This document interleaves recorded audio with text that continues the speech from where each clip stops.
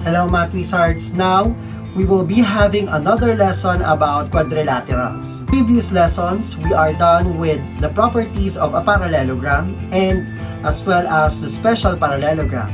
And for now, we will be having another type of parallelogram which is a trapezoid. We will just take a short break about quadrilaterals and we will be moving on a concept that will be related to the next topic about quadrilaterals, and that is a midline. Let us first have the definition of a midline. So a midline is a segment whose endpoints are midpoints of two sides of a triangle. Let's say you have triangle ABC and M and N are midpoints of the two sides. If we are to join the two midpoints, you will form a midline. Therefore, MN is a midline.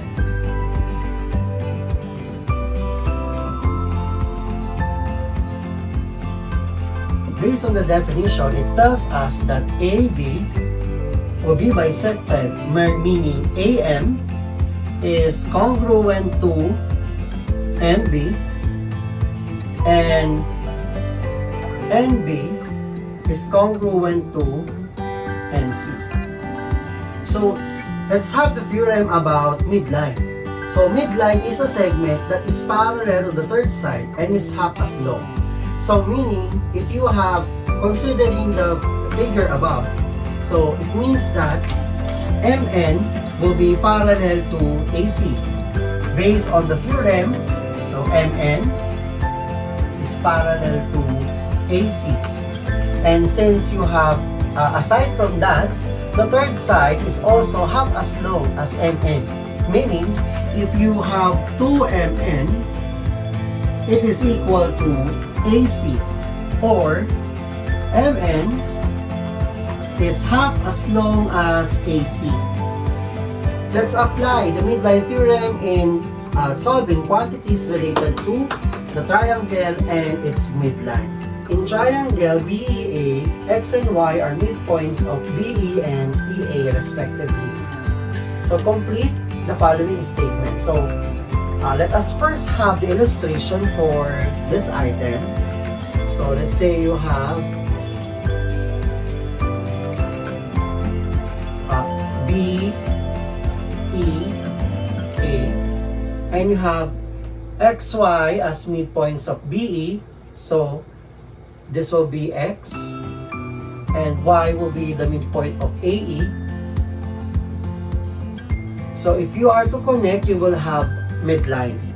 So therefore, EX and BX are congruent, and EA, EY, and YA are congruent. So let's complete the statement. So letter A, segment BX is congruent to what segment? So based on the illustration, BX is congruent to XE. Segment XE. Letter B. So segment BA is congruent to what? Okay, so in this case, we have the third side of the triangle. In relation to congruency, it is congruent to XY by multiplying XY by 2. So meaning, you will have 2 of XY. Segment EA congruent to segment EY plus blank. What do you think will be the segment that you need to add that is equal to EA? So in this case, EY plus AY. So therefore, segment A 30. So if BA is 36, then XY is, since XY is a midline, therefore it is half of the measure of the third side. So half of 36 is 18. For letter E, if EX is 10, then BX is what?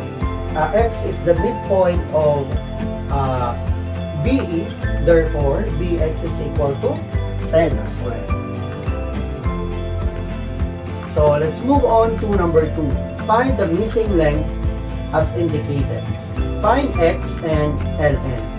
Based on the given, so you will have EF is the midline of triangle LMN. So therefore, the relationship of the midline and the third side is half as long as the third side. So x plus 3.5 is equal to 1/2 of x plus 10. So for us to make it easier to solve, we will just multiply the measure of the mid segment by 2 equal to x plus 10, which is the third side. So solving, so we need to distribute 2, so you will have 2x plus 3.5 times 2, you will get 7 equal to x plus 10. Solving for x, you will have 2x minus x is equal to 10 minus 7. So 2x minus x is equal to 10 minus 7 is 3. So x is equal to 3. Substituting 3 to get the value of ln. So ln is equal to x plus 10. So ln is equal to 3. Substituting 3 to x, so you will have ln is equal to 3 plus 10 is 13 units. Okay, letter B. So we need to find x and SR. So based on the illustration and the tick marks in the figure, we could say that SR is a midline. So therefore, the relationship of SR with DF is 2 of SR is equal to DF. So we will now substitute the given quantities for SR, which is 2x minus 14, and DF will be x plus 2. So solving for x, you will distribute 2, so you will have 4x is equal to 4x minus 28 is equal to x plus 2. Solving for x, 4x minus x is equal to 2 plus 28. So you will have 3x is equal to 2 plus 28 is 30. Dividing both sides by 3, you will have x is equal to 10. So x is equal to 10. To solve for SR, we need to substitute. So SR is equal to 2x minus 14. Therefore, SR is equal to 2, substitute 10 to x minus 14. SR is equal to 20 minus 14. SR is equal to 6 units.